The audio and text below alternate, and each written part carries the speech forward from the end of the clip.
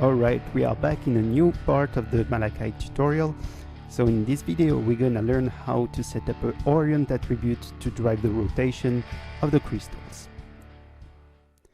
That's where we left, so I'm gonna get rid of the old copy stamp and let's create a line and match size.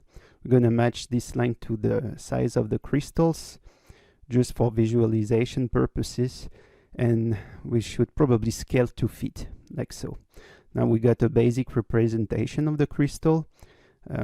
It's just to simplify the display for now.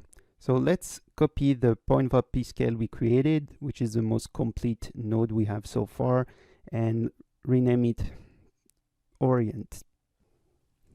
Alright, let's do Ctrl B to maximize the window. We'll see a bit more clearly.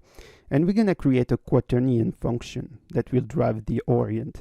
So we need an angle and an axis to feed this guy. So let's create a parameter. We're going to name angle.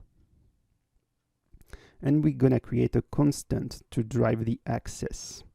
It's going to be a vector. And we're going to set its y value to 1. Like that. Poof. The thing is, the angle in Houdini, we saw that it's using radians. So we need to convert our angle into radians, unless you are comfortable using radians. Personally, I don't.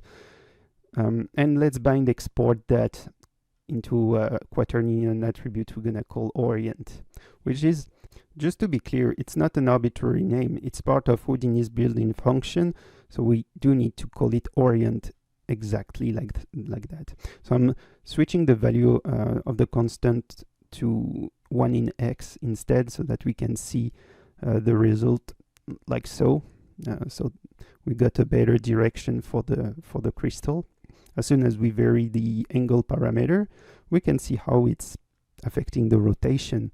Now, it's just affecting the angle in the x-axis, so let's call that x.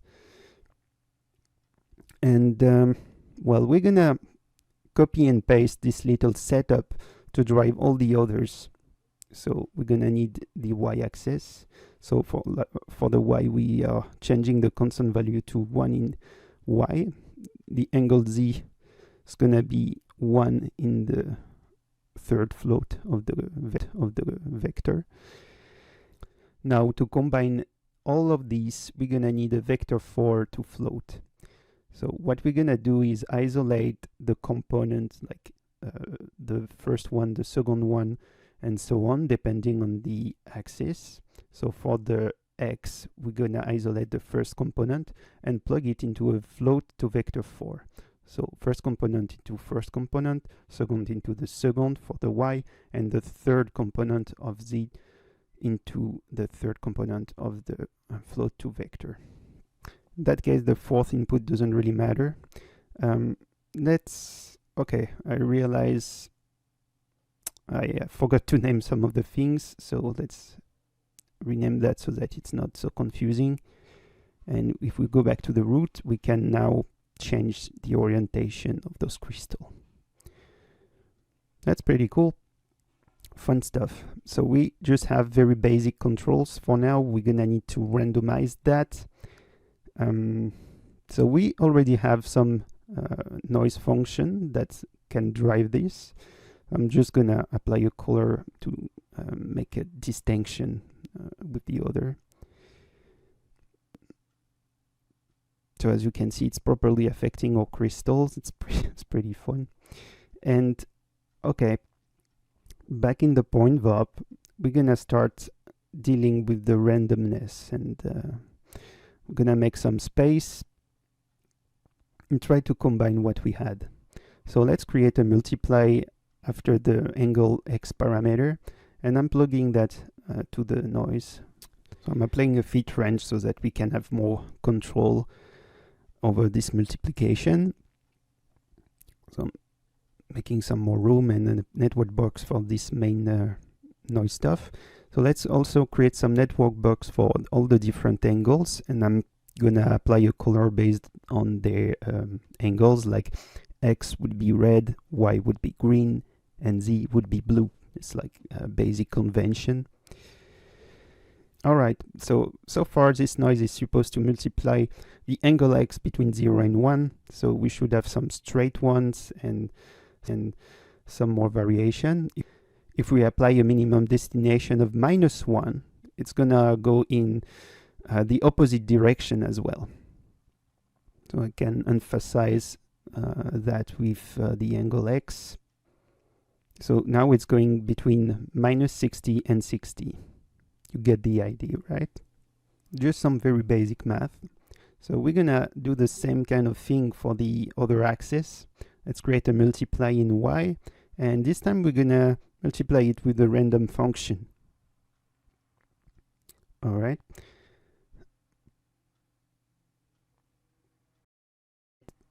So this fit range is gonna be fit noise x. Let's promote the parameters and edit the interface. So we're gonna remove this hide function that we created, and yeah, actually we're gonna hide the border breakups. I don't think we're gonna use it in this setup, but just in case, I'm adding a hide function in this folder in case we wanna use it at some point. So yeah, we'll see. Same for these guys, min output and max output. We probably won't need it. You can either remove it. For now, I'm just hiding it. And yeah, actually, use noise is going to be renamed hide UI. So like that, we still have these parameters if we need to call them at some point.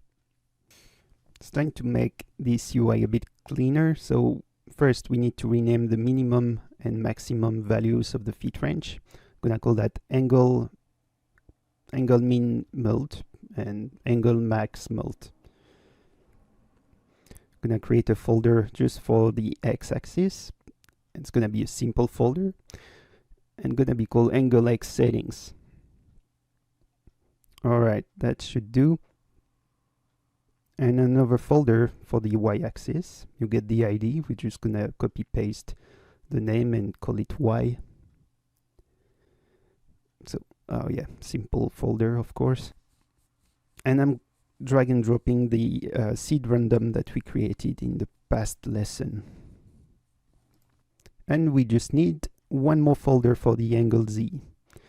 So you get the idea. It's a bit of tedious process of like cleaning.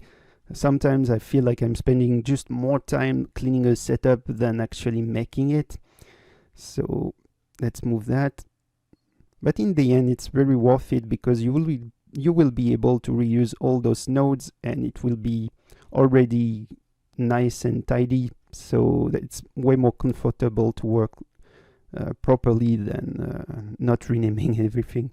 So I'm adding a multiply in the angle z, and we're gonna copy and paste the random setup that we had, like that. So that's gonna be seed angle z. Let's make a different name for it, and plug that into the multiply for the angle z. Of course, we need also a fit range and promote the destination min and max, and we named it again. Of course, we're drag and dropping those into the angle z settings.